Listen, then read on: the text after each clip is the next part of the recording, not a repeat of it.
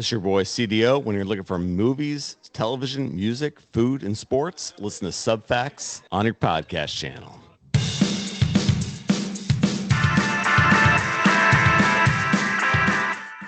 Hello and welcome to Subfacts. I'm your host, Matt. I'm here with my partner in crime, Mooney. What's up, Mooney? What's going on, dude? You know why I put CDO on there? Why? I'm about to put that dude on a milk carton pretty soon. You don't know where he is? I have no idea where he is. And so he hasn't returned text or no. Like we were supposed to get together last weekend or the weekend before, and he had to bail. He had a complete reason. I'm never that guy that's gonna like go, right. Oh no, you have to. So, but like, he bailed. He had a great excuse, perfectly fine. And then like I texted him a couple cool things over the week, and crickets. And I'm like, uh-oh. No. And I'm starting to think, is he on like a secret mission somewhere? Like secret agent. Nobody really knows what he actually does, but like, he's the fittest of all of the group, right? So like, what do you think, he's on Naked and Afraid or something? No. Well, like, what if he's like Mr. and Mrs. Smith type of thing? Like, what if he's on this like top secret, like not Total Recall, but Eraser type of Eraser? I like that movie. What if he's in like one of those kind of situations where like he can't get to me because like he's fighting the underground evils that we don't know about? What do you think, he's Liam Neeson? He could be. For like, the dude's a steel trap. He doesn't talk. That's true. He doesn't talk. I think he has the shortest intro to our show ever. The reason why our relationship is so good is because when we hang out, I do 95% of the talking, and he does the other 5%, and that's usually just acknowledging. What are you, Jalen, Silent Bob together? Or? That's pretty much what it is. So that's what I'm saying. Like, he could be on like some expedition right now, but and you'd have no idea. I have no clue, none whatsoever. But he's going to be on a. I'm sure he'll fill you in when he gets back. No, he doesn't. That's what I'm saying. Steel trap. This guy could be, underground fighting, ring or something. I have no idea. Everybody was kung fu. Yeah, fighting. No, it's crazy, but I miss him. If you're listening, and so hopefully it's not anything bad. I'm assuming it's going to be all good. I'm sure it's fine. I think so too. How are you doing? You good? Today was rough. Today was a little rough. So I had to shower before the show, get my, get your mojo, get a visor on, get some comfortable clothes on, and get the headspace right. I didn't. If I came, it would have been guns blazing. Oh, good. I'm glad. If I didn't go home first, you're in a good headspace, and so I'm starting much better. I'm starting to lose my voice a little bit, so you might have to carry it. So I need you in a good headspace. Okay, yeah. Okay. Like if I had came earlier, it'd been like, like one of those earlier. You know what I can't do with my voice right now? What? Bacon! Love it. All right, guys. The warm-up this week. First question. Choose. Take the blue door and go back in time and fix all your mistakes. Take the red door and walk away with 10 million in hand. Ooh. So you fixing all of your mistakes, and your mistakes could lead to good money, right? Easily more than 10 million. But here's the caveat, I think you need to be presented like it's a mistake that you made, right? So you can't, you have to be presented with a money-making opportunity, or else you're not going to equate that $10 million that you get by taking the red door. Wait, okay. I think I'm going red door no matter what, but I do need to understand a little more about the blue door. Like, do you know what you know now? Yes.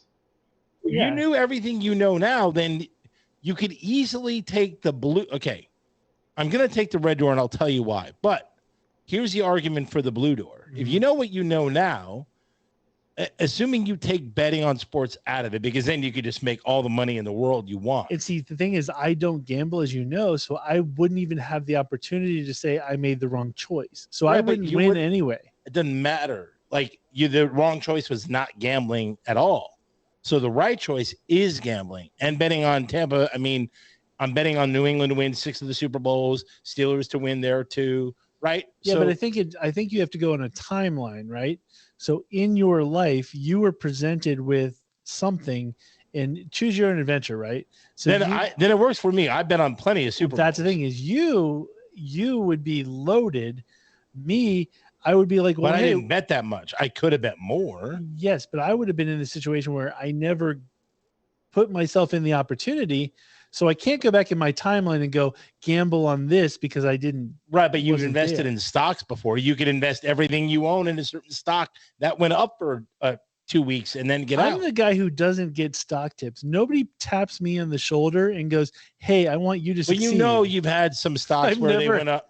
No, I've had stocks in 2 weeks and then they completely crashed. I've had stocks that tank, as you know, as soon as I touch them. But I mean, like, you need somebody. You made a little money on Funko at that one point. Yeah, you need somebody or something in your life that taps you on the shoulder and says, "Hey, I got an opportunity. You choose to take it or you don't." Nobody wants me to succeed. I've never once in my whole entire life had somebody go, "Hey, bet on Blue Star." You know, right? Okay, yeah, or Teldar paper. That's where no Bud Foxes in my life. Okay, I get it. So for me, I have no choice but to take the red door because that's the only way I would have gotten $10 million. Let's say, like, I could have played football in high school. I could have, because they did come to me and say, with your size, you should play football, and maybe just a slim chance that could have parlayed into a, college $15 million a year playing offensive line. Who knows? But at this case, take the $10 million that I know I can get with the red door and not have to have any physical issues. You're forgetting one thing. Even if I'm said 100, I don't know if I would get hundreds of millions. I'm taking the red because of the butterfly effect. Because you don't know how your life is going to go. When you fix one thing, something else happens, and then everything else changes. You may not meet this person or that person, or you may start taking drugs, or you may start, going hard into alcohol, or you may be, get arrested. Who knows? So the $10 million is enough just to, you're happy with where you are right now in your station in life. Take the 10, be happy. You can retire. Yeah. You can roll out the rest of your life with smart investments and be happy as F. There you go. I wonder how many people would take the red door like us, or the real gamblers in life that are like, nope, I'm blue door all the way. Well, any one of the sharks obviously was going to go the blue door because you never know. Well, they're going to go the blue door because anything they did, they know what they made everything right. Yeah. But any of the little mistakes they did make, they could fix those. Yeah. Agreed. Like the investments they made in the people that were awful. Who knows? This episode is going to be called Red Door. Red Door. Red Door. At this point, we're 8 minutes in. Red Door. Red Door. Right. It could change. We don't know, folks. Could change. So next question. Which of these Vince Vaughn characters would you party with, befriend, and kill? So we've got Billy McMahon from the Internship. We've got Peter LaFleur from Dodgeball. And we've got Beanie from Old School. Oh. I'll let you go first. I'm going to have to think about this. Okay. So befriend is the marry, right? That's the one you're going to be with for the rest of your life. If that's the case, I go Beanie from Old School, 100%. Party with, I'm going Billy McMahon from the Internship. I actually did not like Dodgeball, so I don't remember his. I saw it once, so I don't know I don't remember his character. So I'm going to kill the Peter LaFleur. I'm the same exact way, but the reasons are a little different. I'm going to kill Peter LaFleur because he wasn't. There's nothing dynamic about his character. He's a little loyal. He's a good guy, but there's nothing overwhelmingly loving about this dude. Plus, he's in a bad way, and he's letting his gym go to crap. So, overall, Peter LaFleur is not the best dude. Okay. Beanie is on 6 speaker signatures that the government knows about. Right? Exactly. So, and he's putting Snoop Dogg at your party. Right, and that's the not thing. Some alt rock group. You're easily befriending this guy. Yeah. Because it's not only one-time cool party, it's lots of cool parties. Oh yeah, I know. And didn't he want to get sand? He could get sand at a cost, right? Yeah, so, sand in here. Yeah, yeah. Or foam, it doesn't matter. Beanie's your guy. If you're putting anything together, that's a guy who's going to be loyal to you. He's going to put something great Beanie together. is your dude. And Billy McMahon, Obviously, he helped with the sign about having a beer at work. You know, the guy likes to party. Yeah. So you could easily party with him. He would be fun. Plus, he talks about the Poppy Van Winkle in the beginning of the movie. So you know he knows good drinks. Yeah. So he's your dude to drink with and party with. LaFleur, you're going to kill. Beanie is going to be your rich friend who's going to put Snoop Dogg at your party. By the way, all you need is Beanie. And I'm just going to... technically, yeah, you wouldn't really need Billy, but yes. To bring it back, my Beanie is CDO. He needs to get back here. Yeah, where is he? But he's my Beanie. That's a guy when you're like, hey, this party would be cooler if we had these things. Mm-hmm. He's like, don't worry, I got you. I got it covered. I'm worth X that the government knows about. You know, so boom. One of my favorite. By the way, are we covering it later? I know they cover the old school, like. No. We'll talk about it later. Well, we're going to discuss my frustration with something. Yeah, later. We'll talk about something later. So next. All right. Next question. Bernie question. Mac was trending nationally in the past 24 hours because a Twitter user asked if he was really ever funny.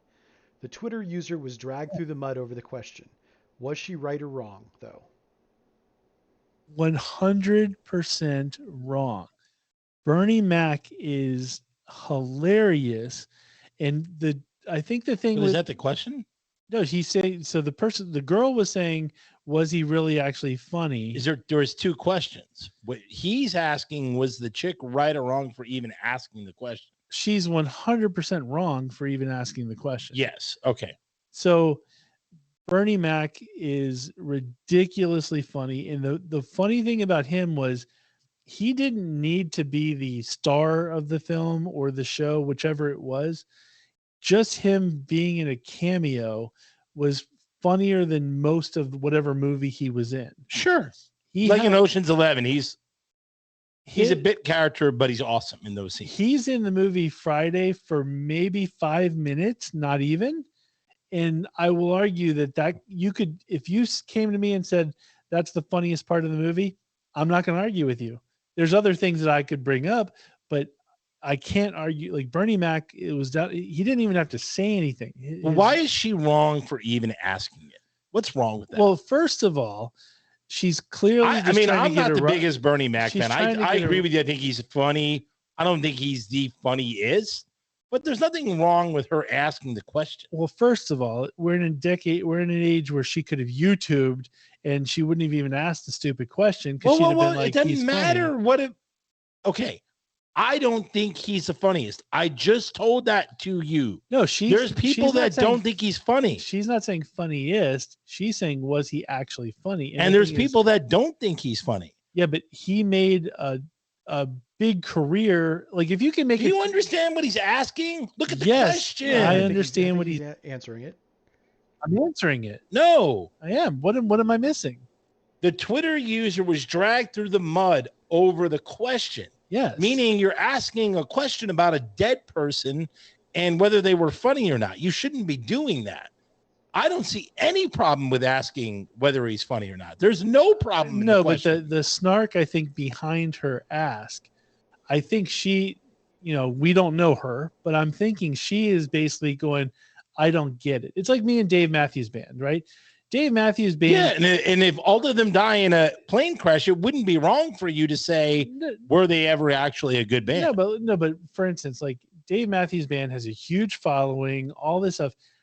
I don't like them, but for me to go, were they actually good, would be stupid because reality is they're good. They have a ton of fans. Like I'm not one of them, but they've been pretty successful in life. So clearly, but you would have a right to your opinion. Bernie Mac is clearly fun. Like whether you like him or not, he clearly was successful. He clearly was very successful at beating a comedian. Yeah. So the answer is yes, he's funny.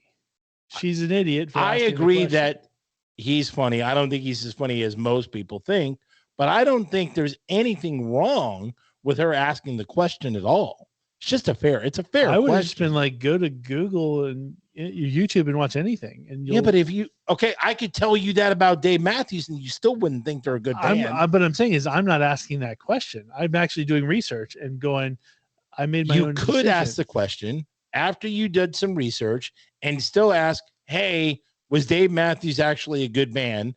someone would sell you, oh, just watch some clips, watch this song or watch that song, and you would go, nah, still don't think they're a good band. I don't know. I think she was. Your defense is because you like Bernie Mac. I think she was trying to be snarky. And there's nothing wrong with being snarky. Okay, good. What if she said it about a comedian you don't like? I probably would have said the same thing. I don't like them, but they're pretty successful. I'm just saying, I don't think if she changed that around, if she changed that around and said, "Hey, is Dave Matthews any good?" I would have been like, "I don't think so, but he's hugely successful, so he probably is good." I'd have to see what some of the Twitter responses were, but I don't see anything wrong with what she said. Okay. I don't see anything wrong with it. Boom. I mean, if you don't find it funny, you don't find it funny. She just wants proof. I agree. Oh, thanks. What is that? Stupid potato disgusting. salad. Oh, vomit. I thought I was in a good mood. I know, now right? I'm trending backward. Thanks, Brian. Thanks, Brian. So, I am not gonna go on a Top Gun rant, but didn't we talk about Top Gun? No, we have. Okay. But something came up. I was listening to the radio the other day and it made me laugh, and I kind of wanted to share it because somebody on the show had a thought that I never once thought of, and I figured I'd share it and see. So at this point, we don't need to tell you about Top Gun. It's number one in the movies. It's going to be that way. It's an amazing movie. If you don't see it, you're dumb. Okay. So, and everybody already knows the storyline, so we don't have to get into that. But the guy goes, I have one question. He goes, I don't understand why the Navy hates Pete Mitchell or Maverick so much. They're like, sure, he goes below the hard deck to impress women, or, he's passed on the Admiral's daughter. But like when you read his track record, like he's gone up against a MiG, he's gone like just in the first movie, and he like saves the day in the first movie against a real thing. Then when in the second movie, they're reading all of his background, which only got better. Like it only got like, you were in Iraq, you were successful, you were a star in everything, but like you like to do flybys. And it's like, why does everybody in the Navy hate this guy? Like, why is it that like, because he's a recluse. But why can't they go like, wouldn't you go, he's the best. He's the best. They want to control everything. That's the thing. The military likes control, and he's a wild card. He may not be able to be controlled. And I agree with you. He should be of higher status. But I don't think it's right that they blackball him. What's crazy is Ed Harris in the movie is like, I came here to basically fire you and make sure you don't do anything, but I'm going to put you in the most prestigious class to teach, and I'm going to trust you with our top-notch equipment. Well, yeah, he flew Mach 10. But I guess my point is, at one point, can't they just go, awesome, great job, we love you? I mean, like, why is it they hate him so bad? I don't know, it's for movie effect. If it was real life and it wasn't movie, the guy would be like an admiral or whatever. The fact that like nobody knows who he is in the bar, like you would think this guy, based on his merit alone, that is a little kooky. He would be a legend. You would just think he'd be a legend. That part's a little off in the movie. But remember, didn't he leave for a little bit? Then he came back, Well, the other thing is they were talking about was the fact that he owns his own airplane hangar and airplane. Wouldn't you at some point just go, F you, Navy, I quit. You keep bringing me down, and I don't know. I know it's for the movie, but it is funny when you think dedicated to fighting for America. When you think about it, you're just kind of like, it is true. At some point, they could go, you did a great job. We don't like the flybys. We get annoyed by that. Because he keeps, the thing is for every good thing he does a negative that brings him down. But he's never climbing out of the hole. No, but it's basically like saying you cured cancer, but you cheated on your test in high school. It's like not even close to the realm of like what he did good versus what he. That. It would be like you cured cancer, but you mixed up two people's charts because you had to meet your friends at a bar or whatever, and that person ended up losing a leg, right? So it's that. Like, in other words, the tower doesn't cause damage. It just causes a coffee to spill on the dude's shirt. It doesn't cause. What I'm saying is he defies orders. Yeah. That's what I'm saying. He defies orders. I get that, but So he says orders, he does everything really good, and then he does something crazy and out of hand that he doesn't need to do. He has no reason to do flyby. But in most movies, like even Mission Impossible, right? When he's Ethan Hunt never pays attention to the roles, but they love him. They're like, we're bringing in the best, Ethan Hunt. Same with like Cobra. But remember, they don't like him in Mission Impossible. They're always trying to get rid of his group. Do they really though? But they always, yes, in the last like 3 movies, they're always like, we're going to disband you. But he's always on the most impossible missions. Because something always happens and they got to bring him back. It's just weird. I just don't think I think in these kind of movies, you almost don't need that adversary because it never adds to the movie. Like if you think about it, of course it adds to the movie. No, if they were just like, oh, he's awesome, we're bringing in the big guns, and then he's the big guns, you're like, yeah, it's fantastic. You don't need the admiral that's just like, I don't like you because I don't like you. Oh, you're wrong. You're way wrong. I don't think you do. You're way wrong. It's cool that he gives the big middle finger to them at the end. And they're all, there's 2 of them rooting against him. And then the one older guy, kind of pulls for him. And then he saves the day again. So what I'm saying is you need that. You need the F you, Bill Hamm. I'll show you. Bill Hamm's like, oh, I'm going to take over and I'm going to run the show. Really? When you started to run the show, your group was about to fail, and he came in to save. The Bill Hamm or John? John Hamm, whatever. My point is he tried to run the show, and he did. Shecky Hamm. Shecky Hamm. He failed, but that was the whole point. Yeah. You need that. If everything was...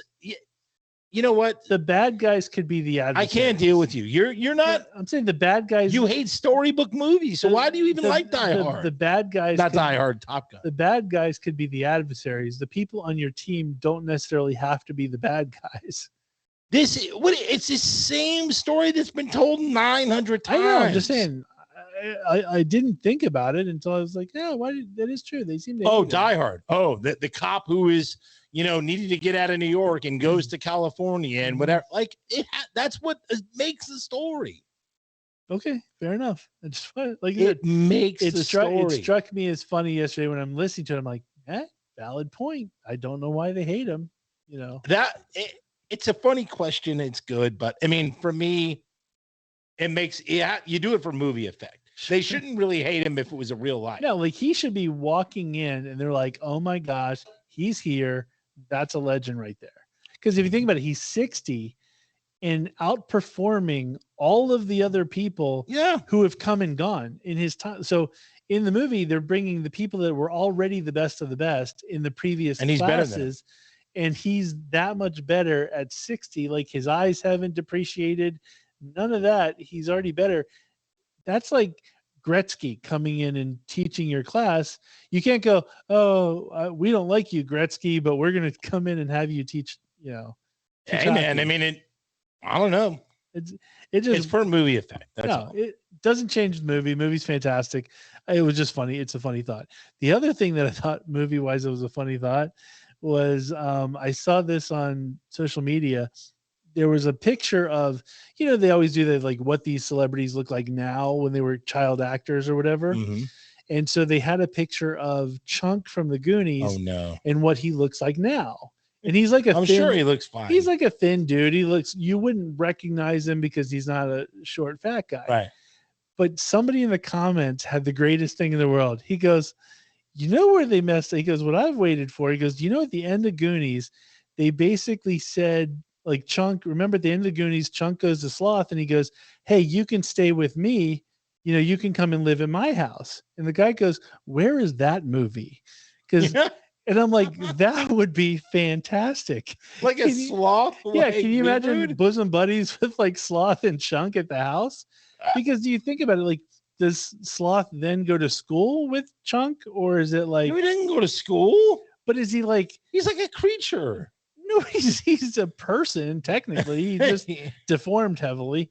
But it's deformed and he can barely speak. But but that's what I'm saying is at some point, does he go for like is it elocution? Where they teach somebody to be whatever it is. But what I'm saying eloquency school. Maybe he goes to some kind of school to train him a little bit, or like there's no training him. Or like, what if like Chunk gets a date and then Sloth doesn't get a date? So How like, is Chunk gonna get a date? he's better than Sloth. We got dates. Come on, we weren't that bad off. We're better than Sloth. We're better than Sloth, but I mean Chunk. We're not far off from Chunk. We both had to do the truffle shuffle when we were kids. Don't think we didn't. Right. So what I'm saying is Chunk is going to go off and find a date. Sloth has no chance. Oh, okay, yes. Well, so you got to find a female Sloth.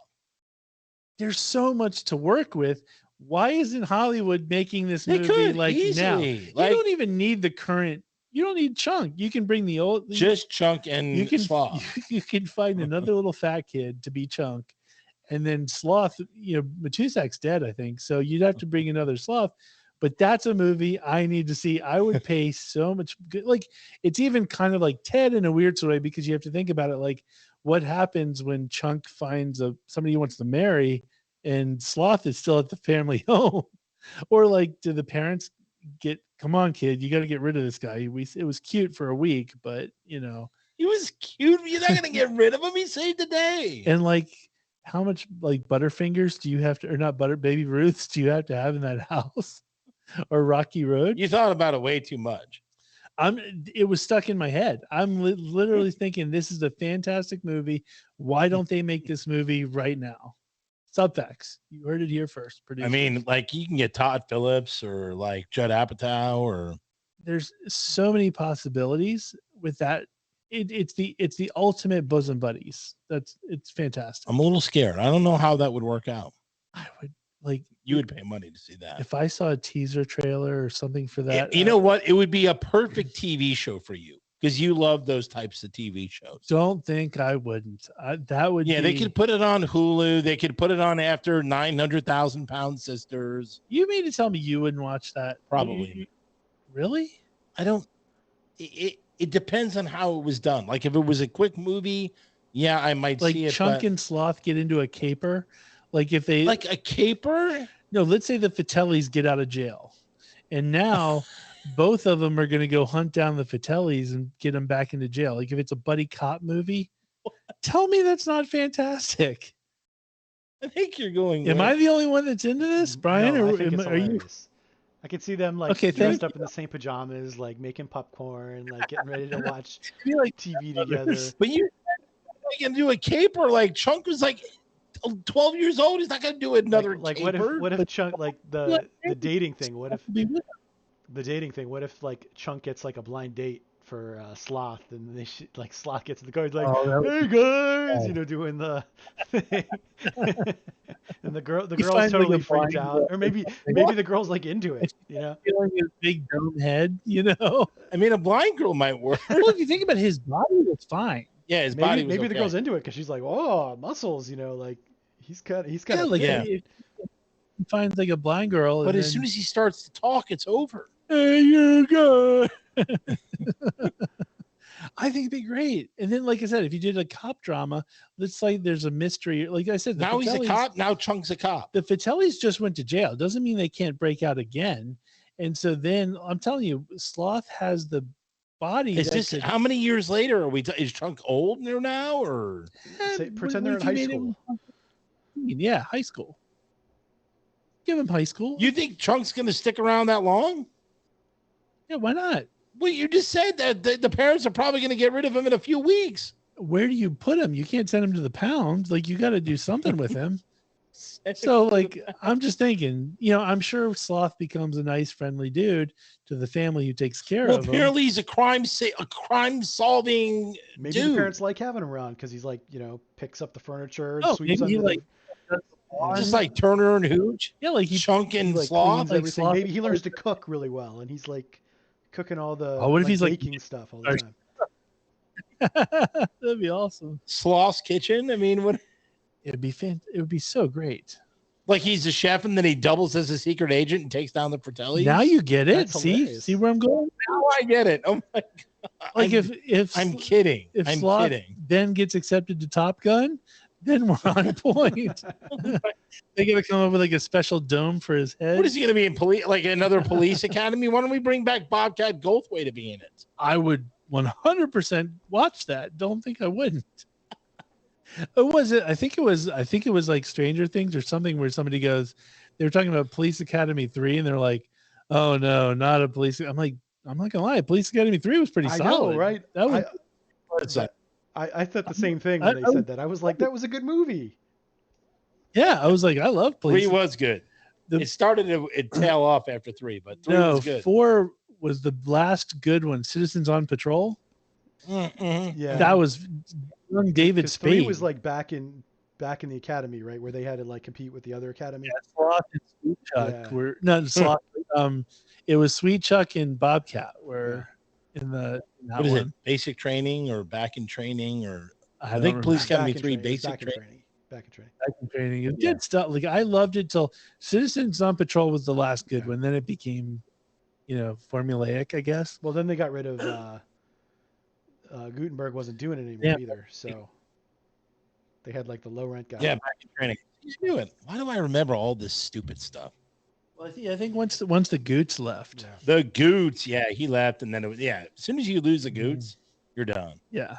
Because Winslow's not going to carry it by himself, nor is Bobcat, nor is Mahoney. Mahoney was the Goots. Not Mahoney, Tackleberry. Yeah. I love Tackleberry, though. Tackleberry's not going to carry it alone, though, with Winslow. And do they still have Hightower? I think Hightower left, too. Hightower, I think did he leave? Bubba Smith? I wish they would redo it. We already gave them the list of people they could do. Oh, sure. Absolutely. Is Hightower even still with us? Bubba Smith? I think he's passed on. Yeah, I think he is. R.I.P. Hightower. He was in 5. No, he's still alive because IMDb usually grays you out, I think. They gray you out? Yeah, if you're dead, they gray you out. See how George Gaines is Lassard. He's grayed. And Tackleberry's grayed out. Tackleberry died? Yeah. Why did Tackleberry die? It's like a heart attack or something. Oh, life sucks sometimes, I didn't know Tackleberry died. Yeah, but IMDb grays you out when you that's how you know somebody's Dunsky. Yeah, but like they had this guy, Matt. In Big Brother, they have the photo wall, and when you get kicked out of the house, they gray you out. What? That's what they do. And so it's just IMDb stole from Big Brother. They brought in Matt McCoy to replace the Goots in 5. And Matt McCoy is no Goots.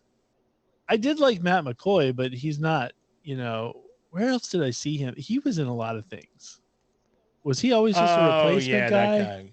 Did he actually have the same? Was he Mahoney or was he? No, his name was Nick. He was like he wasn't Mahoney. He was like the new Mahoney. Yeah. Okay, got it. He's been in a lot of stuff. He was in. I liked, but it was all in the 80s. He didn't do anything that I've watched since. I don't. Well, maybe he can be in the freaking Goonies reboot, or he could be like modern day. Chunk. He could be modern day Chunk. Well, it's got to be a fat guy, I think. Okay, he was like a Stephen Lloyd Braun in Seinfeld. There you go. The return of Sloth and Chunk. There you go. Solid. Okay, another quick thing. Wendy's onto the fast food. Love it. I already know where you're going. Love it. Wendy's is introducing a new Frosty flavor. Love it. Would you like to tell them what the Frosty flavor is? Strawberry. Boom. And I am not believe it or not, I'm not really a milkshake kind of guy. But Frosty, is it a milkshake though? I don't know what it is. Frosties I'm excited. Are amazing. They are. They're truly amazing. And even the vanilla one isn't bad. The vanilla one's not bad, but why would you ever choose vanilla if chocolate's available to you? You wouldn't.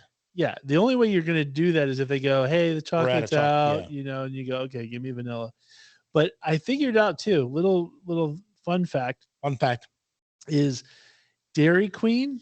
I think the reason why their chocolate ice cream is so good is it's identical to the Frosty. Like the flavor and everything is identical to the chocolate Frosty. I don't know. Identical. But it's like, who came first? Was it the Wendy's Frosty or was it the Dairy Queen? Good question. Chocolate? I have no idea. I don't know. But anyway, whatever they do, it's the exact same thing.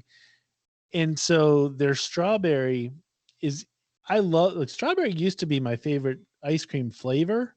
So when I was a young me, so I'm assuming that I still love all things strawberry. Strawberry margaritas, strawberry ice cream, strawberry fruit, like strawberry. You could just add a little bit of your vodka to it or something. I do strawberry vodka. Chocolate covered strawberries. Like Would strawberry vodka go hand in hand with the creaminess of a strawberry Frosty? Yeah, 100%. Boom. So according yeah. to Google, Dairy Queen came out in 1940 and the Frosty was 1969. Oh, okay. So Dairy Queen gets props for.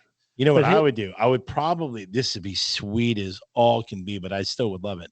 I would probably use like a little Bacardi rum, a little strawberry vodka, and then I would take some Sprite, and then I would mix in a blender, the strawberry smoothie or Frosty with all those three things, and then pour it in the glass. You know what I would do? I would steal from Dairy Queen probably yet again, but who cares? We're already stealing from Dairy Queen anyway.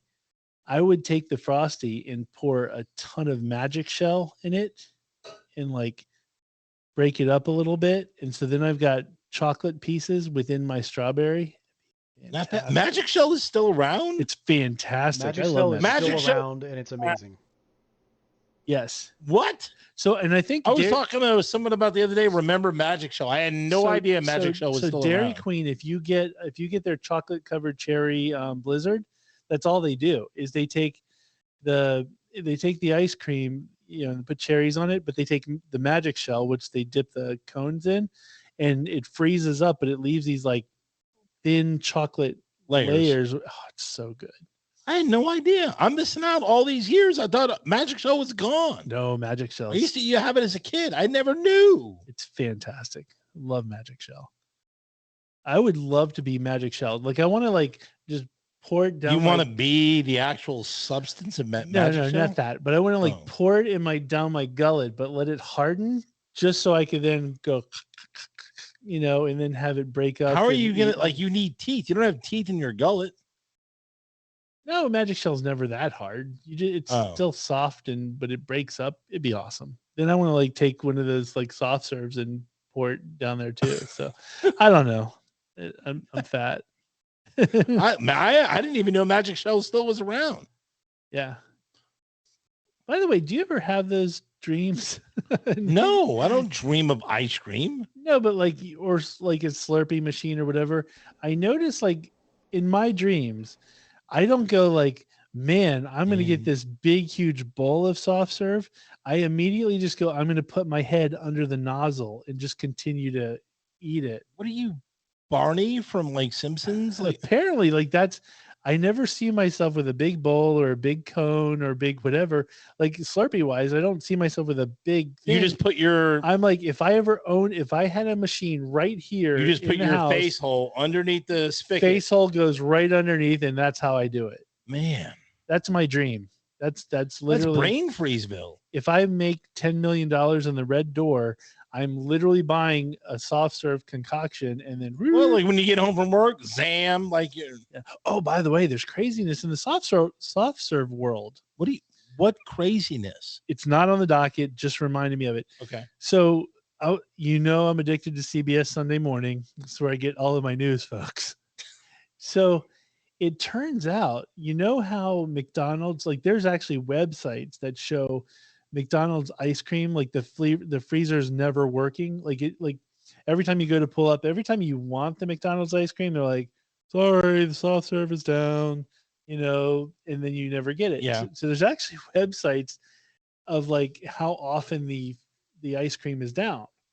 So the problem is the ice cream machine that they use is ridiculously technical. And it's not broken down for easy people to read. So what happens is it could be anything minor, you just have to hit the reset switch. But because it gives you an error code of X9P76, the common person goes, I don't know what that is. So what they do is they call the repairman to come in. The repairman bilks them for $500, and all he does is hit a reset switch, and then everybody gets their ice cream back. So there's a company that invented a device that goes on the inside of that said machine and translates to, you just hit the reset switch or something. Really? Yeah. So they invented this device. And so McDonald's started using it. And so the company who makes that device is all yay, because that's a lot big profits for us. And so turns out now McDonald's, I guess, is creating their own device like that, and now they're pushing these folks out. They're like, what? They're like, you can't. All McDonald's is you can't use this device that somebody else created. The owners want to use this. Yeah, there's whole like lawsuits. The franchise owners want to use this third-party tool, but Yeah. McDonald's owns the milkshake machines or the ice cream machines and won't let them repair them themselves. They have to use like this one service that McDonald's also owns the service for repair. And so McDonald's makes it hard to repair on purpose so they can make more money. Yeah, it's crazy. So it's a whole thing. And but once again, I thought it was funny that there's a whole websites and stuff about all the McDonald's ice cream machines that are down. McBroken.com, folks. You can go to McBroken.com and look to see if you're at any point in time, you can see if your McDonald's has broken ice cream. So that is nuts. And that there's a website dedicated to I can check if my local McDonald's has ice cream or not. Well, how pissed off are you? I put it up earlier, but here it is. Available. Yeah, there it is. I don't go to McDonald's for ice cream. I don't know Their ice cream does. is so good. It's real good. I don't know anyone who does. It's very light and whippy. It's so good. Whippy? I love it. Yeah, it's so it's is refreshing. Ice cream supposed to be light and whippy? Theirs is, and it's great. I thought ice cream was supposed to be like a spoonful, like or you know what? I don't like lickable. I don't like spoonable. Chick-fil-A's ice cream because it's ice dream, not really ice cream, so it's not really creamy. The McDonald's is very creamy. It's good stuff. But Chick-fil-A's is like a milkshake almost, isn't it? No, it's a thicker texture. It's just not as good. I've never got it from. Anyway, don't worry about it. I'm going to segue to another thing. So last Friday, I was going through the mall, another mall around here, not the one closest to us, and they had a pop-up of McDowell's. So McDowell's from Coming to America. And so they had this whole immersive experience where you go in and like this particular case, you needed tickets ahead of time so they know how much food to make and whatnot.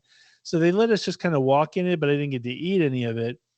And so, I thought it was kind of cool. They sold T-shirts, and it's just this thing. They really kind of recreated the McDowell's. Yeah.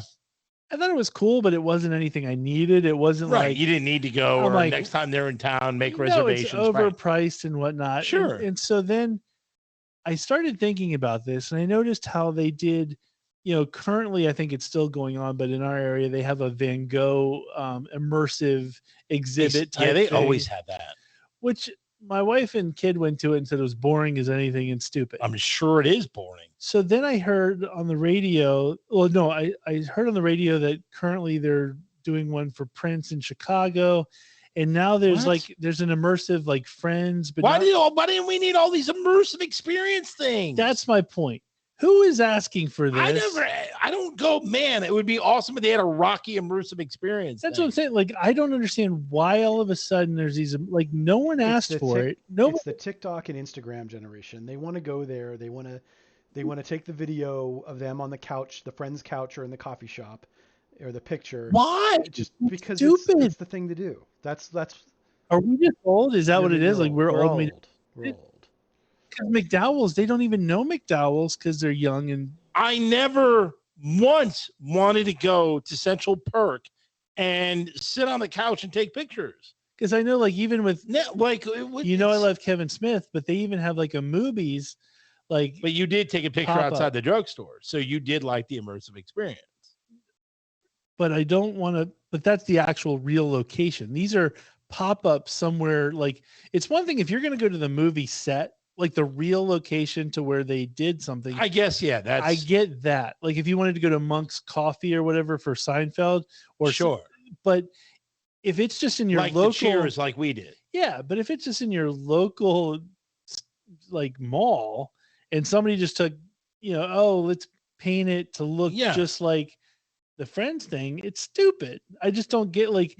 There's a new one coming out about The Office, and they're like, we've recreated so many scenes. But it's like $40 a head. I don't need that.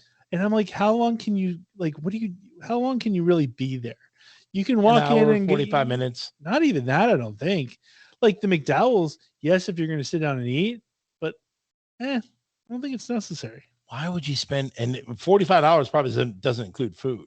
No, that's just your entrance in. And I'm sure it's a gift shop once you get in there. But it's just, so you're just entering in a world they created that they for created $45. Yes. No, thank you. Yes, I think. And then you got to spend money on T-shirts and whatever else. No. Yeah, and even like the Prince one that I heard about was basically they were like, oh, we've got all this stuff. We even have a room that plays every Prince song, like I guess in order or whatever. If you're a big Prince fan, you already have that stuff. Right. And you can put it in order, or you already know it. Hey, woohoo, somebody else is playing Prince, So it's just dumb. I'm not down with the immersive experiences. And I think that's the future, unfortunately, because they're popping up everywhere. No pun intended. Yeah, I'm not into it. I wouldn't go. I don't get it. I would make fun of people who go. It's stupid. Yeah. And it's even like those, and even like the NFL game day experience or whatever, where they like, you can try to kick a field goal or whatever. It's still kind of dumb to me. You're not really in the NFL. Just go to the game, go to the parking lot, and there's stuff to do. You don't need to have an immersive experience. Yeah, exactly. No. So, with that being said, I'm going to segue to movies of the week. So the big movie coming out this week is Jurassic World. Is that this week already? Yes, it's this week. But by the way, the reviews are atrocious.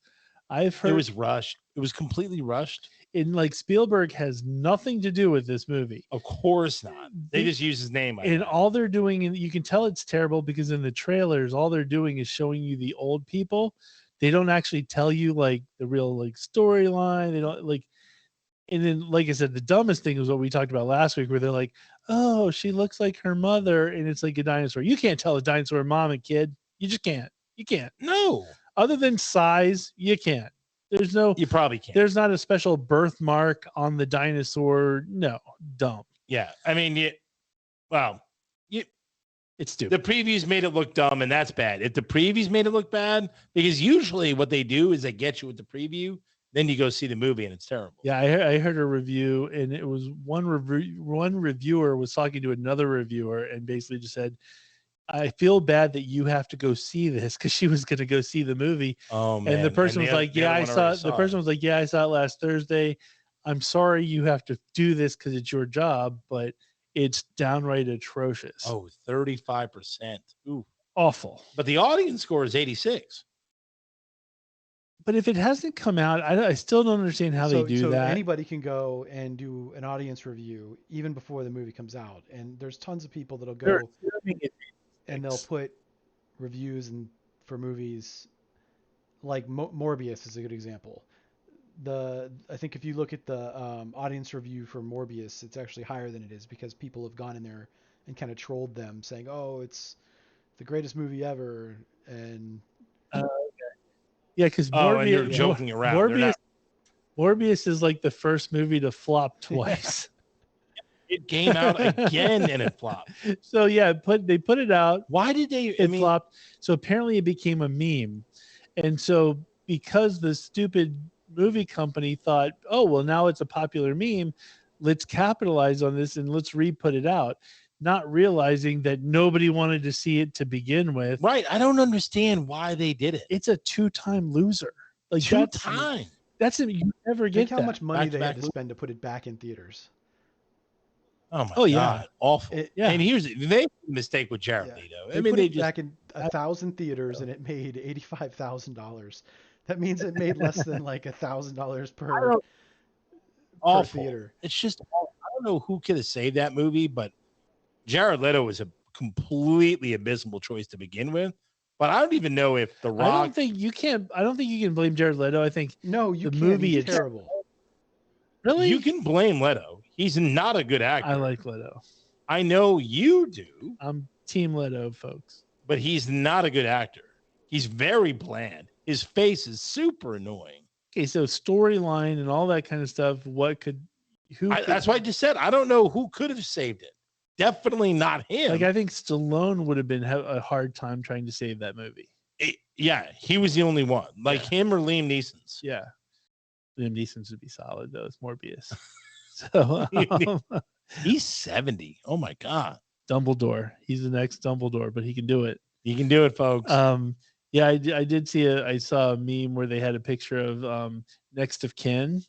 And so it was like Bill Pullman, Liam Neeson, and Patrick Swayze.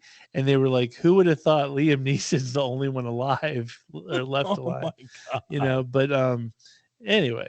Bill Pullman. The other thing that came out this week was Rob Zombie released a trailer for the Munsters movie. And I love Rob Zombie's passion for his childhood and the fact that he grew up watching the Munsters. From what I understand, it's going to come out this year, 2022, and it's going to be PG, which is going to coincide, I think, with the shows, which makes sense, and I get it. But I think Rob Zombie's wheelhouse is horror movies. It is. And his horror movies are awesome. I get he's trying to relive his childhood, but I can't see this being good. I can't see it being good either, but I will see it for Sherry Moon Zombie. I grew up watching the Munsters, so it's kind of hypocritical from that perspective.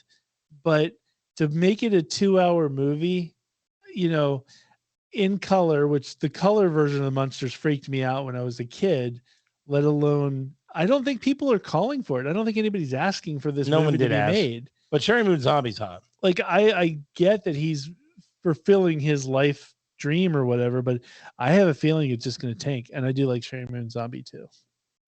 But is it one of the dudes from Devil's Rejects? Is he Munster? Eddie Munster? I don't remember who's Eddie. I don't remember who the Herman Munster is.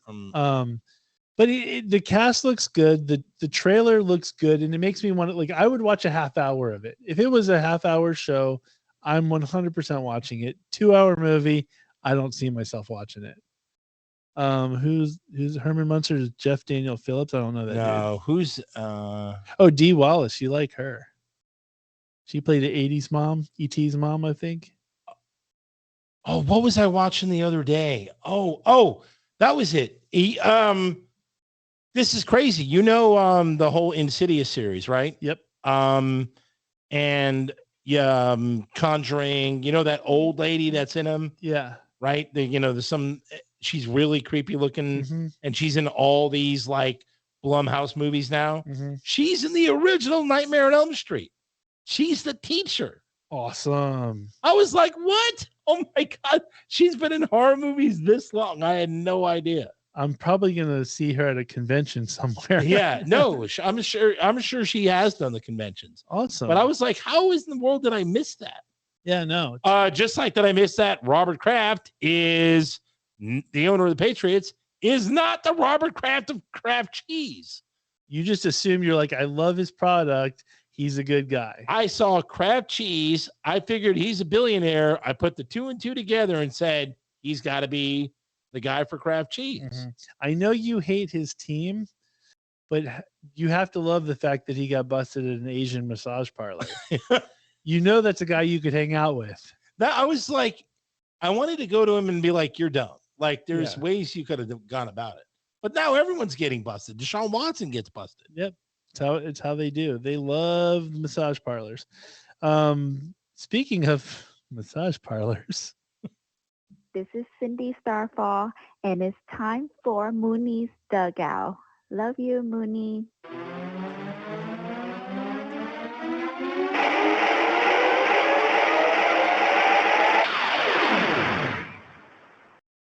Awesome. Love her. Brings a smile on my face every time. Thank you, Cindy. I'm good on my segues this week. I just want props. You're very this good week. I think segues. I'm on point. So you're getting better.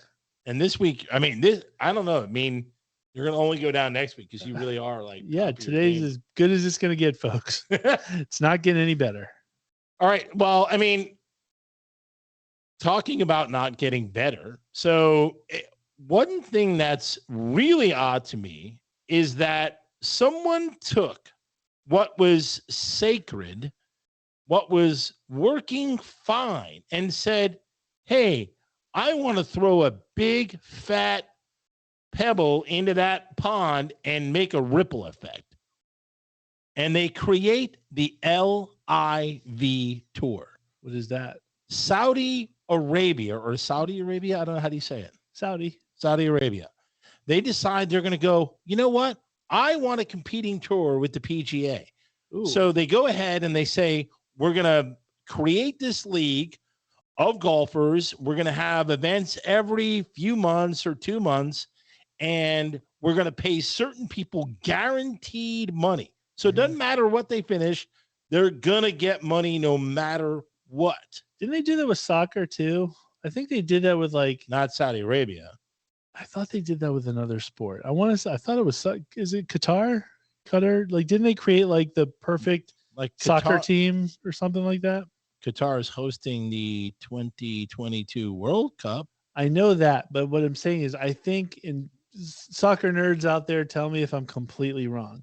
I don't. But I thought they created like a dream team. They're extra paying people. It's not. Well, they're envisioning a dream team. Isn't this a dream team? No, it's a separate tournament that they're going to try and get people to watch, because what they're doing is instead of having a group of golfers start on hole 1 and then they go to hole 2 and next group starts on hole 1, so forth, is it's going to be a shotgun start. That means 18 groups are all going to start at the same time and play golf. Just different holes. And they're just going to rotate holes. Okay. And they're going to play team golf events, and they're taking all of these golfers from the PGA and they're putting them over there in this gimmick thing like the USFL, and it sucks. Is it the same time frame as the PGA? Sort of. I mean, I don't know if they're going to be on the same time. I know one was televised today, so you can go to the website and you can watch. I'll tell you this. Concurrently, yes, some events will.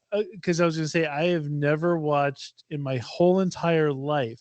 I've never clicked on to golf to watch it. I've never watched a full golf match. And I lettered in golf in high school, folks. But anyway, I've never technically watched.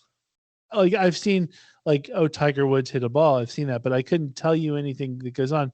So I don't know when their season starts and their season ends. I know in their hockey, season's in full effect right now. So in hockey, when the NHLers are not playing, when the season's over, they go to Europe and start playing in the World Leagues or whatever.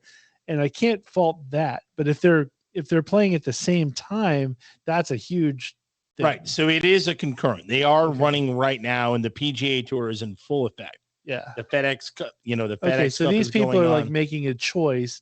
I'm either going to play for this thing in Saudi Arabia or I'm playing on the PGA Tour. Yes. They made the choice initially thinking they could play in both. They're like, oh, yeah, I'll go over and play in the LIV, right? It sounds good. Especially Dustin Johnson, Phil Mickelson. They're getting paid hundreds of millions just to play. Yeah. They don't even need to, they could golf extremely poorly, not even make. And they're still making their money. No matter what. They don't need to win a single thing, and they're going to get paid hundreds of millions. Good for them. Right. So that's what they do. And that's the Saudi Arabians have this, what they think is an endless supply of money. But what's going to happen is no major network is going to pick them up. So on Saturday and Sunday, they're not going to have people watching them, and people are going to have to watch it on Hulu or Facebook or on the website. And the PGA basically was like, DMF, if you play in the LIV, you're not playing in the PGA. So as they should. You kind of need to. It's kind of like WWF and NWA, right? Yeah, that's exactly right. They kind of need to pull the strings and go, look, you can be Ric Flair in NWA, but you're not going to be, fighting Hulk Hogan in WWE. That's exactly right. Yeah. And that's what they did. The only caveat to this is the PGA only controls the PGA Championship. So the US Open will still allow all these golfers because it's open to everybody. British Open, same thing, open to everybody. And the Masters is an invite type thing, and they can offer exceptions. But some of these may change their mind and say, hey, we're more affiliated with the PGA. You're now playing. So it's going to be interesting. Are you going to pick a side, or are you going to watch I already both? did. PGA all the way. Really? You're not going to be like you're a gambler. Like if somebody's like, "Hey, Phil Mickelson," I don't even know. Phil Mickelson's, doing something crazy in the LIV. I might. You're gonna watch, dude. Come on. No, because you know me, I'm not a technology guy, so you have to watch on the website or on your phone. It's not on regular TV. Oh yeah, you're not doing that, right? Yeah, out of sight, out of mind. Here's the other thing: everybody is guaranteed money when they play in a tournament, no matter what. Okay. Last place even gets like 100,000 or something. Oh, so how can I join the LIV? I could do that. I'd let her in golf. They need to invite you, and maybe you can. Boom. I'm not going to Saudi Arabia though. Well, they don't play in Saudi Arabia. They just sponsor it. Oh, even better. Here's the worst part. It's the Saudi prince that's been involved in like human, I don't know if it's trafficking. I know that dude, but the almighty dollar, he was involved in.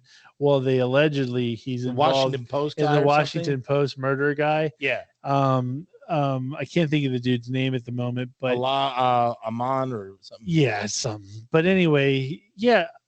But the almighty dollar speaks. You don't know how many times people can look the other way when this guy's throwing cash your way. Sure. You go, hey, it's a little slight transgression. I can get, as long as. But he's not going to want to keep dumping money into something that's not going to return money in.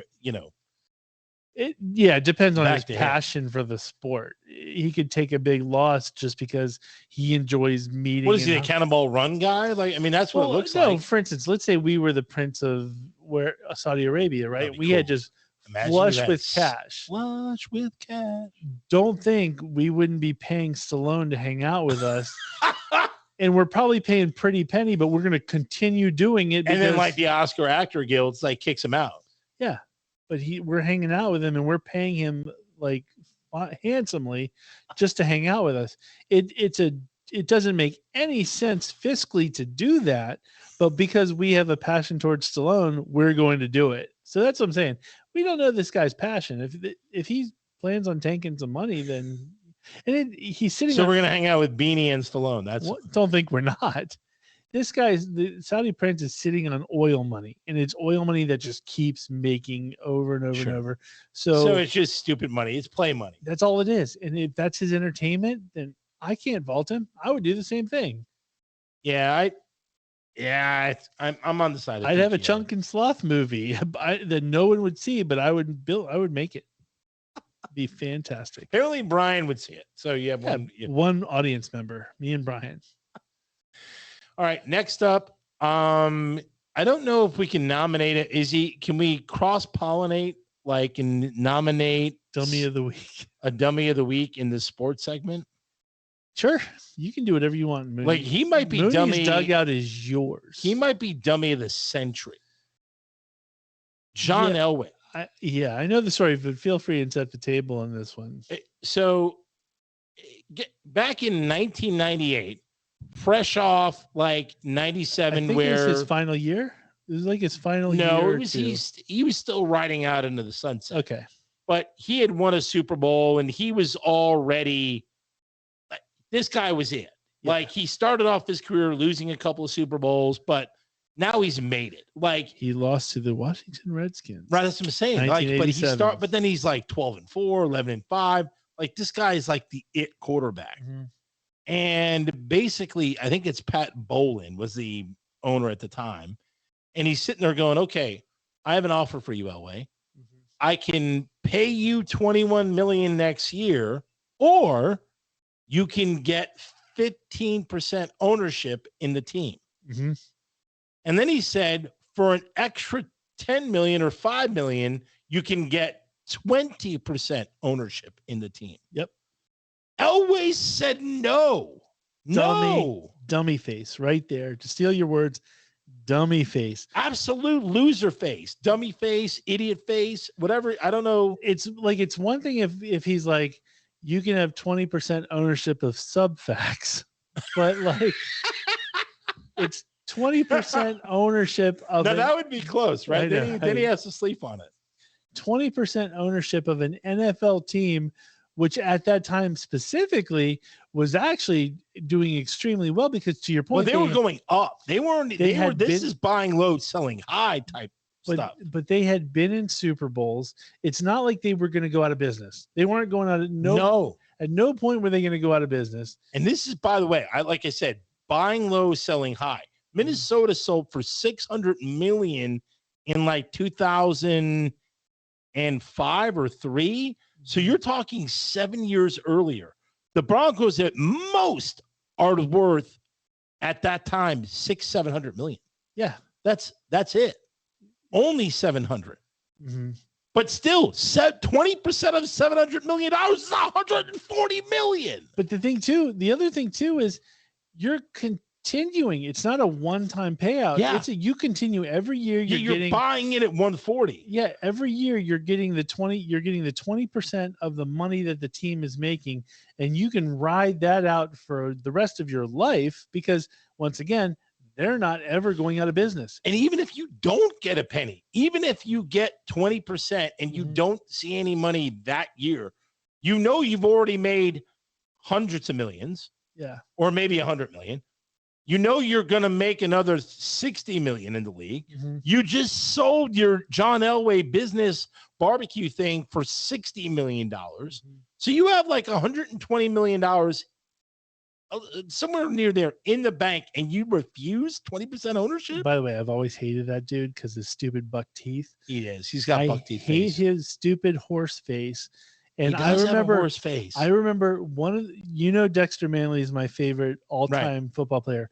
One of the reasons for that is when they were going in the Super Bowl, Dexter Manley called it. He was like, I am going to sack him probably not once, but twice.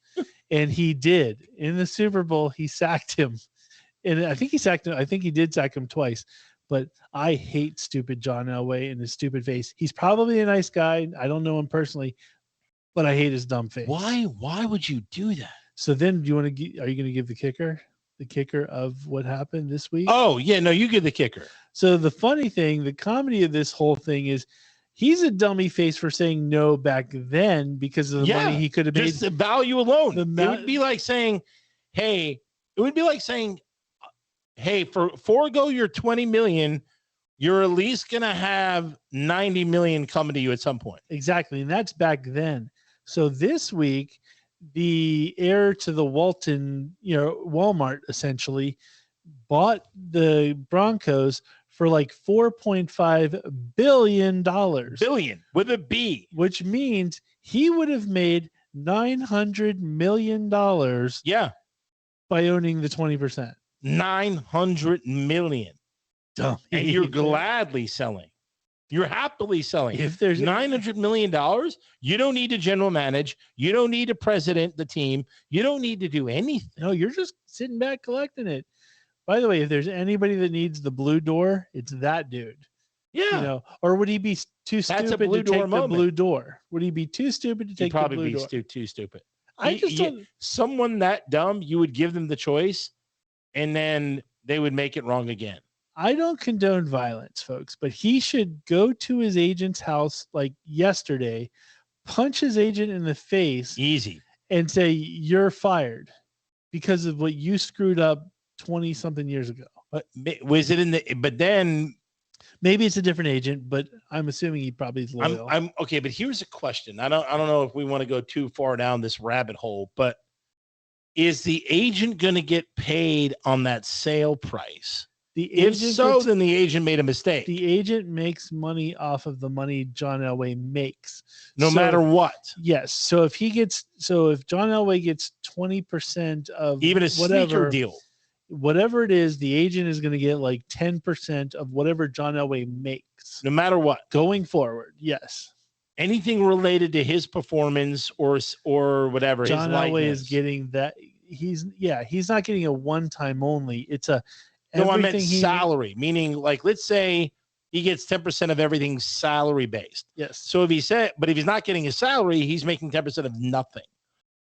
He makes 10% of whatever John Elway So if he's not getting his salary, he doesn't make anything. No, but so it's not even salary. So like endorsement deal, right? He's making 10% of that. He's making 10% of the endorsement. Okay, so deal. then, he's making 10% of anything that he's involved with of John Then Elway. the agent should walk through the door and go, "Hey, yeah, that agent would be the worst agent known to man." He should go back and tell John, "Hey, I know that your face looks like a donkey, but you don't need to be a donkey." 100%. The agent should be punched in the face too and fired immediately. So, another thing, talking about another quarterback that's retired and then, part of a bad gig. And I don't know if he made a bad decision, but Drew Brees was recently pseudo let go by NBC. Mm-hmm. They said, "Oh, we don't want you doing the Notre Dame games anymore. We'll find another position for you somewhere." So he got the Megyn Kelly, as they call it, I think, in the industry, because they bring him in for a big contract and then they realize like, it's not quite what we wanted. So now we're going to shelf you somewhere.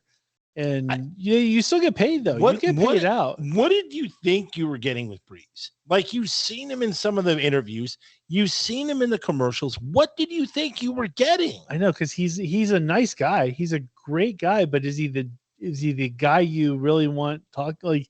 Is he really the energetic dude? He's not. No, he's not. He's not your dynamic interview like a farm boy from. Right. I mean, look at Aaron Rodgers. Like, Aaron Rodgers does amazing as the host of Jeopardy, but he's not your animated dude.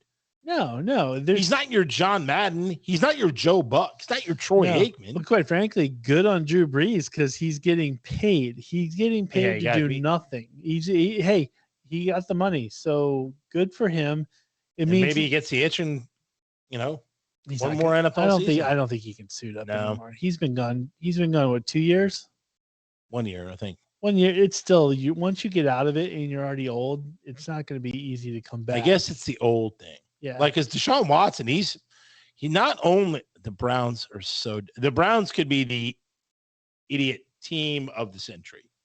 They paid Deshaun Watson $245 million, I believe.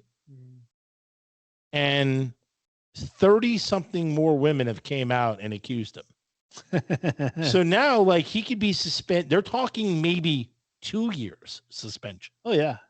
And maybe they reduced it to a year and a half. You're talking about paying $245 million for a quarterback who may not even play a game for a year and a half. Not a good day for the Browns. And he didn't play for a year. Is this guy going to even be good in 2.5 years from now? No, the Browns are cursed. They really are. They deserve it. They're just cursed. They deserve it. They do. They're dummy. So always hot. Josh Gordon, OBJ, Kareem Hunt. They always do this. Yeah, dummies. And it's just a pattern that they do. They're like abused wives or whatever. They just fall into a pattern. So they're just dummies. Abused wives. So I think if we were to do Dummies of the Week segment, John Elway and the Browns, it's essentially marriage made in heaven. They're both dumb. It's going to be tough to beat them. So next week, you're going to have a struggle coming up with a dummy that beats them. Oh, that it is going to be tough. It is definitely going to be tough. So we're going to go. Are you done with movies? I'm done. Yeah. Okay, so I'm going to move over to Matt's Backstage Pass. One of these days, I'll get music. So one thing I wanted to highlight, it actually came out last week, but the DVD/video streaming, whatever, came out this week. So I think I'm still saved. But the Prince family, since Prince is dead, his family is just completely trying to make as much money as they possibly can. Why? They didn't have wasn't he like a billionaire? So what happened was the interesting thing was he was like a Jehovah's Witness. So he didn't actually, Why was he so weird? He's awesome. True art talent. So anyway, he didn't have a will. So basically, after a bunch of arguments and stuff like that, it went to his family, and his family he was never really close with. So throughout his life, he kind of made it clear, I don't want to be on YouTube. I don't want to sell anything, blah, blah, blah. Soon as they put him in the ground, his family was like, we hit the mother load. We weren't even close with the guy, but we're going to take advantage of it. Wow. So they've been re-releasing things. They re-released Purple Rain a year ago, all this kind of stuff. And what they did put out this week, I think it's fantastic. It's Prince live, but it's from the Revolution. It's from the Purple Rain tour. So it's Prince and the Revolution live from 1985. If you're a true, like, ridiculous Prince fan, Right. you're going to be very annoyed because Why? this concert from Syracuse has been bootlegged forever. So it's nothing new to them. But for the people, but for the people that it's new to, they're going to be happy. 100%. I immediately got the DVD, the streaming movie of the concert. It's fantastic. They put it in, like, they enhanced it or whatever. It still has the bars because back in 85 they didn't have the technology, but it's as clear as they can possibly get it. It sounds amazing. And it really, I don't know if it sounds amazing. Oh, it's so good. Prince. No, it's so good. It goes through, it's all the Purple Rain stuff that you know and love. But obviously it's got 1999, Little Red Corvette, Controversy, awesome, all of that stuff. But you really see what a showman this dude is. Playing all the instruments, it's fantastic. Like I said, if you're a Prince fan, but you're not diehard to where you have the bootleg. Prince. Yeah, it's called Prince Live, and I think it's called like the Purple Rain Tour. Really awesome. I highly recommend it. The CD is also out, so you can pick and choose if you just want to listen to it. I personally like the live because you get to see the visuals and everything too. Fantastic. Everybody should check it out. Also, last week I highlighted the Def Leppard album. You talked Def Leppard 3 weeks in a row now. Literally. I didn't. It was just last week. Absolutely. It might have felt like that, but it was really only last week. I'm positive it's 3 weeks. Pretty sure. Brian, go to the tape. It's too. I mean, we don't really need to go to the tape because it take long, but you easily have talked Def Leppard. Yeah. So probably 15 weeks in a row. Anyway, kudos to them. I take it back. We actually did talk about it the past 2 weeks in a row. It was just last week, right? 25th. 2 weeks. 25th. Mooney's absolutely correct. Telling you love Def Leppard. You know what? No, we didn't talk about it last week. We talked about it 2 weeks ago. Thank you. So it's been 2 weeks since we talked about them. That's right. I think you talk about it every week. I didn't though. That's what I'm saying. I think you researched, but you brought it in. I think I'm saying it. I'm almost positive you brought it in. Anyway, I wanted to give them credit because, in a day and age where people aren't selling albums, especially of that ilk and whatnot, they debuted at number 10 in the Billboard. In album sales? The Billboard charts. For what? Like a song or I think album? Billboard at this point goes albums and then like streaming and stuff like that. Okay. So it's and they're number 10? They made it to number 10. If you think about it, that's impressive. That's awesome. And so good on them. Kudos to them because not many people like Def Leppard's legendary, but I would not if I were to bet money, I would say they didn't break top 20. That's what I would have thought too, because like I said, in this day and age, kids just aren't listening to bands. And so for Def Leppard to come out at number 10, fantastic. Good on them. Wow. The other thing, just a quick thing, as far as those who are fans of the Foo Fighters, they came out this week and said that they're doing 2 tribute shows for Taylor Hawkins, the drummer that passed away. Interesting thing, one of them is at Wembley Stadium, and then one's at a stadium in LA. So we're talking big shows, like big tribute Wembley shows. Stadium is like huge. Wembley is where they did the tribute to Freddie Mercury. You know what I mean? Like right. So that's where they do the NFL game. Yeah. And so it's like a 100,000 person stadium. Yeah, and the Foo Fighters already have like a DVD of them live at Wembley, so it's not like they haven't done it before, but it's still like when you think of tribute shows, you think of a smaller thing. Right. No, these are going to be huge, and I'll be honest with you, I think it's the last time we ever see the Foo Fighters because I think this is going to be their. We did it all, we said it all. Right. Our guy died, so anything else is not going to be the Foo Fighters. Right. So if you are diehard Foo Fighters commendable. If you're a diehard Foo Fighters fan, you can get it in now. Go see him in Europe or go see him in LA. It'd be a pricey ticket though. I bet. Yeah, but that's something like you remember the Freddie Mercury show? That was so huge. If you even had like a ticket stub from that, you'd be like, that's a conversation piece big time. So if you're that big of a fan of the Foo Fighters, then hey, why not? Yeah, but you gotta admit that's gotta be $1,800 per ticket or more. I don't know. I don't know how they do it, but I'm assuming it's not going to be cheap. But good for them. And so anyway, that's the music of the week. There you go. Brian's sitting there going, dump everything. It's one thing that does tie into one thing that does tie into music is we have it classified as weird news, but because the gas prices have gone up and all it's these insane. because all of this stuff is going on. Snoop Dogg decided to give his full-time blunt roller a raise. So this is funny. So like probably he's done this for like a decade. He got to a point where he's like, I'm too busy to roll my own joints. So he literally he hired a guy to roll like perfect joints. And all this guy's job is to be there and roll like awesome joints. So whenever Snoop wants a joint, he's got to have one ready. That's his job. So no way. Prior to this week, he's got a joint roller. Prior to this week, the guy was making $40,000 a year. But now the gas prices have gone up. That's it? He increased it to $50,000 a year. $50,000 a year to do nothing but hang out with Snoop and roll joints. Yeah, I would do that. Live on $50,000. You're in his crew. Like if you think about it, he pays for everything. Yeah, the guy's not like if they go to Morton's or whatever, that dude's not paying for Morton's. Right. Snoop's paying for Morton's. You're going on tour. You're going on tour with Snoop. $50,000 doesn't sound like a lot of money, but if you think about it, if you're not paying for normal things, if you don't pay for anything and you just got to pay for, I don't even know if that pays for a house payment though in California.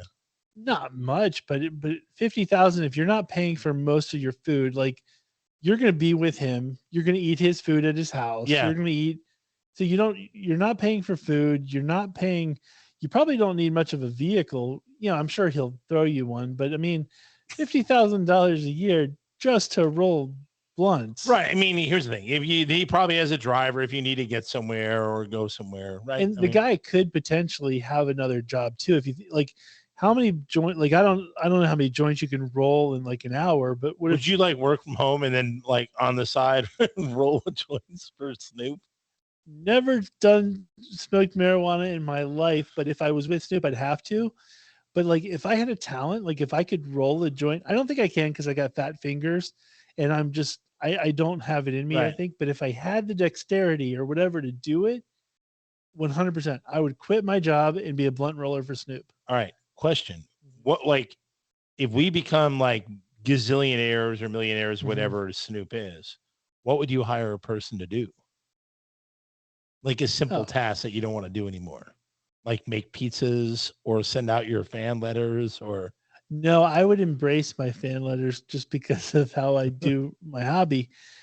I would have a personal chef, to your point, but it would be all like, just make me a sandwich, make me all the stuff that I love in the world. Like, I don't want Michelin star. I would make sure it's somebody who can, like, if you can recreate a sub or Geno's cheesesteak, that's what I want. Right. Recreate White Castle and you would just have that person or go buy me White Castle. Then that's what I would have. I would have a food guy that I didn't have to do that for. That's good. I of course have like a maid or something like that too. I'm not trying to clean. I'd have a technology guy. I could be your technology guy. Like, you could pay me $50,000. Yeah, but you don't know all the ins and outs of TikTok and Instagram and all. I'm like, you mean like a social media person? Like social media technology person, like who can hook up, who could do all that stuff and also hook up like my crazy 108-inch new TV and hook up my speakers, like a technology dude. Okay. Yeah, I'm not going to help you out with that. Like, but that's what I'm saying. But that's who I would hire. Like, I would anything technology wise. You would have a geek from like Geek Squad ready to go. But you know me forever. I'm not bad when you show me something. Yeah. When I learn something like Excel, I can learn it, but I'm not intuitive enough to teach myself anything. Now, here's the thing. So would you just have him on standby, or would you make him a part of your crew? Like crew. He would be crew. You give him a nickname. You make him wear the a nickname. Yeah. I'm giving him a call sign. If they're in your crew, they get a nickname. They get a nickname. That's what they do. And I would have a little person, this to be true. But I mean, like, you get a nickname and you wear the same outfits and stuff. It'd be awesome. I don't know. No. I mean, he's just going to do technology and hang out. I don't need him to wear the same outfit. I would call him Gizmo. I would be like, Gizmo, get in here. I need the remote fixed. Oh, Gizmo's perfect. That's what I'm saying. Gizmo. I'm a big fan of the Mogwai. So. Yeah. So I would call him Gizmo. And then I would be like, we're all wearing velour suits today. Boom. Have it ready. If we're all wearing Bahama shirts. No. I would hire you as my TV and entertainment guy.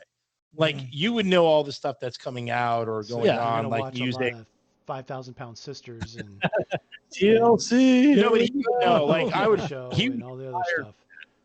You would have to know what I liked.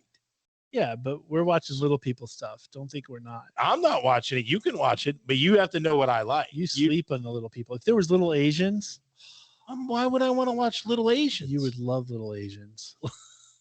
I'm going to find a show called Little Asians Big World. I mean, yes, Little Asians Big World. It's fantastic.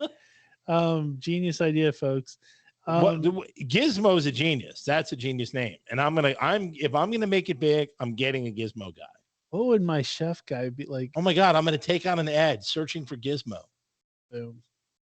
I'm for it.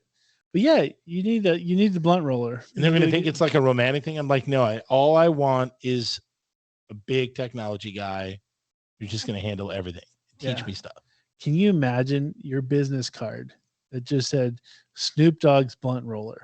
That's awesome. Like blunt roller for Snoop. And my guys, we're gonna have a business card or girl is gonna say Gizmo.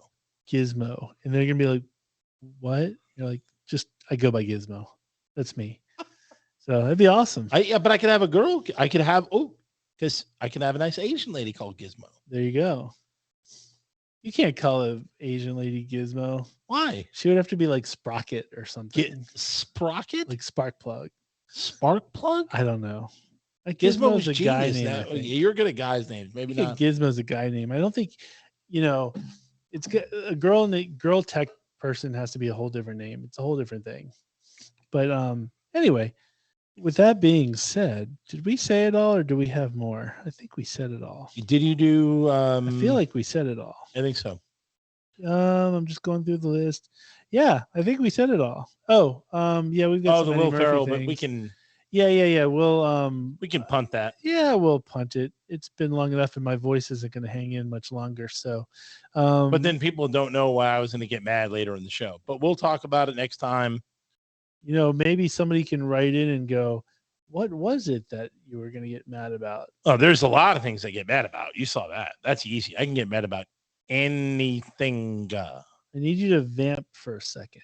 Vamp for a second. Away. What do I vamp about? I don't know. Vamp. Brian, what do I vamp about? Give me something to vamp about. I already vamped. See, now that I have my own sports segment, it's really hard for me to vamp. Really? But you know what? I know another dummy of the week. I can tell a college story. Maybe that will be good. Yes. So we were in college and we had a house party at our house. And we had cops show up saying that we had people at our house, which we completely denied, but they took us to jail anyway. And they said, we're going to have to go in front of a court. We're going to have to face charges for noise ordinance and all this stuff. So we get to court, 3 of us, me and 2 other roommates, we're up there. And the judge says, okay, here's how it's going to work. I need one of you to take it on the chin and say guilty. The other 2 can say not guilty. You're going to be hit with a $50 noise ordinance charge, and you can all be on your merry way. No big deal. No harm done. And I said, awesome. So we convened, right? Me and the 2 other guys. One guy's like, hey, I'm going to go to what do you call it? My master's after this. I really don't want it. I said, I got it. No problem. I'll take it. I'll take the noise ordinance. So the judge goes, all right, how do y'all plead? Comes to me first. guilty. Next guy, not guilty. Third guy, guilty. What? Yeah, moron face. I was like, you idiot. You just cost us another $50 because you said guilty. I said I was saying guilty. You didn't need to say guilty. You heard me say guilty. I went first. Wow. And then he said guilty. We lost another $50 out of the money we got from the house party because he's a dummy. You know what's great about you? I just realized. I literally just said, "Can you vamp? Just vamp for a little bit." Most people would have just been like, "La la la la," or like little bit. You had a story ready to go. Ready to go. I'm telling you, you're moving up in the world, my friend. Moving on up. Like literally, I know we're almost at our 3-year anniversary, and maybe it took 3 years, but like, if I had said vamp 2.5 years ago, I don't know what I would have gotten. You know what? But you know what it is? It's the shower beforehand.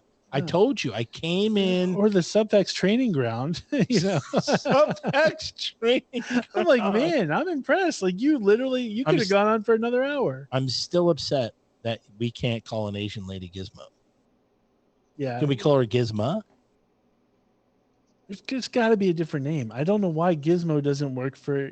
I don't know what it is. Brian, think of a name for a hot Asian chick. Or maybe our listeners can write in. Like if you were the best name. A hot Asian tech person, female tech person. What's going to be the name? Yeah. What are we going to call her? Zilla. I don't know. We figured something out. But anyway, folks, if you want to actually add to this story or tell us to stop talking, tell us to stop. Write us. Do you really want someone to write in and tell us to stop talking?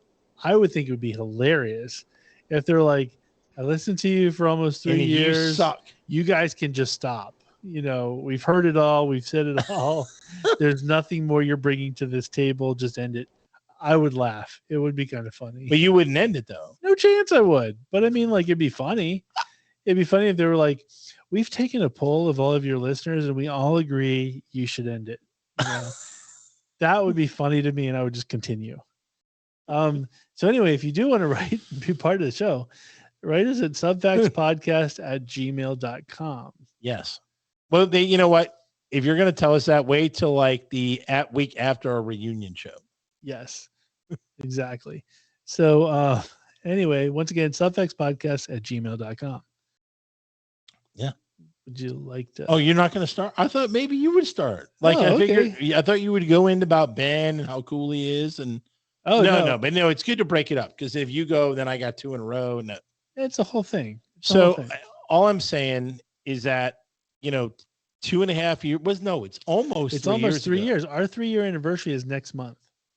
Like 3 years. Who would have known that like a little meeting with a guy named Andy from Creative Underground would have like led to this? It's crazy. Like you said, hey, Andy, like I need some music for a show. I need a setup. I need to know what I do, microphones, everything. He's like, I got you, bro. I got you. Yeah. Because all music, all tech support for Subfacts is provided by our friend Andy from the elusive Creative Underground. He runs the state-of-the-art production studio in Leesburg, Virginia, and you can always find out more by going to his website. But that's not where it ends, folks. This summer, he is running like how many camps? Like 2 or 3 or 4? I don't know how many, but I think if you call, you can get details. But yeah, he's doing camps for kids, which is amazing because visual camps. I want it for me now. If I was had a it little back then kid, when you were a little, Matt. Do you know how great I would be? Like, you know how like talented I would be now? Like I would be in Hollywood. You'd be hiring blunt rollers. Yes, I would have blunt rollers. Exactly. I would have blunt rollers if I had actually gone to Andy's Creative Underground camp and learned what I needed to learn at a young age. I think it's an amazing opportunity. So kids, if you want to have your own personal blunt roller in the future, no, in all seriousness, check this guy out because not only does it end there, he does video live stream events for youth sports. He does weddings. He does concerts. He does pro karaoke. The guy does it all. He's a magic man. Check him out, www.creativeunderground.com. .co, not .com. Boom. That was exciting. Exciting. Speaking of exciting, our boy Ben from K Street Photography DC.com. Love him. Ben is everywhere. He's like, my man's doing like TED Talks now. Like he's literally TED like, Talks. we knew him when he was a little Ben. And now he's a big Ben. Now he's Big Ben Parliament because my man is everywhere. Like people, like we knew him when he was going to other photographers' talks. Yeah. Now he's the guy on stage and people are listening to what he's got to say. My man's on like he's the BDOC. Yeah, big dog on campus. Yeah, when anybody says like, hey, I want to get into drone photography, there's nowhere to go but Big Ben. Yeah, you got to call him. He is the only where he's your official drone guy. So like this bar I go to, they have like, that Chive TV, which is really stupid, but really addicting. And they do those fails. And some of the fails are like the drone fails, but not Ben. No. Ben never fails to the drone. Ben's never heard the word fail when it comes to a camera and a drone. Yes, ever. Exactly. So like a camera and or a video, like he fails not in his vocabulary. Just constantly moving forward, that guy. So it's Ben from K Street Photography DC.com. Pretty much anything when it comes to photography, that's your dude. Just don't go anywhere else. Everybody thinks they have a photographer, that they know. Nope. They all suck. Get rid of them. Ben's your new photographer from now on. Don't think I wouldn't have Ben follow me and my blunt roller around. I can't speak for what Ben might be into, but I'm sure if me, blunt roller, he could have Ben, he could have show videos of your blunts getting rolled. Boom. On point. So so Ben's definitely going to be in my crew when I have a blunt roller. And by the way, when you do get a crew and you're rolling around, what type of car are you going to be rolling around in? I'm still going to have a fat Jeep, but it'll be awesome. Fat Jeep. But it's going to look pristine because you know who we know. Yes. We know Big Dog BK. And I gave him a plug in personal life. I was looking into getting a new like stereo. And so the guy looked at my Jeep and he was like, cause it's a 2011. And he goes, I'm so impressed. He's like, your fenders, he goes, they're still black. And I was like, yeah, thanks to Big Dog Auto Detailing. I was like, most people, when you have an older vehicle, the fenders over the sun and whatnot, they fade, all those things. And he's like, how are yours still black? And I'm like, Big Dog Auto Detailing. Why, dude? That's what I'm saying. We're not lying, folks. This guy will literally make your car look like new. Yeah, he's the best. Whatever he does with soap, water, sponges, and wax, and ceramics, towels, everything. And whatever. Like he's the man. Like anything you own, that's a vehicle, four wheels. It could even be a boat. I don't care. He'll make it pristine. He's literally doing like 18 tour buses just in the month of June alone. It's crazy. That's what I'm saying. You got to get in now. 571-233-8716. Book your spot as soon as possible. And we were getting into this thing, right? Remember, you were like getting work done. Here's the thing. If BK tells you it's going to be 2 weeks or 3 weeks, wait. It's worth it. If someone recommends a car wash person to you and they say, oh, I can take you right now. Don't. That means the dude has no business. That's a bad sign. Yeah. When a restaurant is super busy, it typically means they're good. Yes. And so, hey, you might have to wait a little bit, but BK's your man. That guy's going to get the job done better than anybody else. You got to wait for perfection, folks. Boom. So once again, it's Big Dog Auto Detailing, 571-233-8716. Not Schmicks, like I said. Not Schmicks or Spig. No, you said Spitz. You said Spitz, and I was like, what? So, it's a new number, folks. 571-233-8716. Ooh. Oh, wow. Keep having blackouts here. Keeps blacking out on me. I'm wondering if I actually got rid of Brian. Are you still here, Brian? I'm still here. Okay, good. Oh, there he is. Yeah, okay. I wasn't sure if I cut him off He's in still my search while you were vamping. If you want to learn more about our show, feel free and go to subfactspodcast.com. And write us at subfactspodcast@gmail.com. Yes, and if you want merchandise, if you want posters, we should highlight the posters. If you want a poster of us, kids going back to school, or this summer, all the kids graduating high school, all the cool kids. You know how back in the 70s you were cool if you had a KISS poster? Now you're cool if you have a Subfacts poster. That's awesome. So get your Subfacts posters. I know some kids going to college. I'm gonna give them a poster. We should autograph them. Autograph it? Yeah, get the posters. We'll graph them. Nice gold pen or something. I should make a bet with someone. I said, look, you got to put this up in your dorm for the oh my god, awesome, genius. I'm gonna count on you to do that. Let's dude, we're gonna blow up. And so, but I think I think anybody who gets a poster gets a graph. If you get a poster, write into the show. We'll give you an address to send it to. We will sign it and send it back to you. Awesome. Boom. Once again, you can get those posters on subfactspodcast.com. As far as listening to us, we're on Spotify, iHeartRadio, pretty much anywhere that you can get podcasts. Apple Podcasts, Stitcher. We're not everywhere. Deezer anymore. We're arguing. Not Deezer. We're still arguing with them. Samsung, iHeart. their new one, Alexa, everything. We're there. We also have a presence on Facebook, Instagram, Twitter, and TikTok. Bam! With that being said, we have said it all, and my voice is going to run out. So it is. It's on borrowed time. It's on E, as they say. So with that being said, everybody stay safe, and we will see you next week. Stay up. Boom.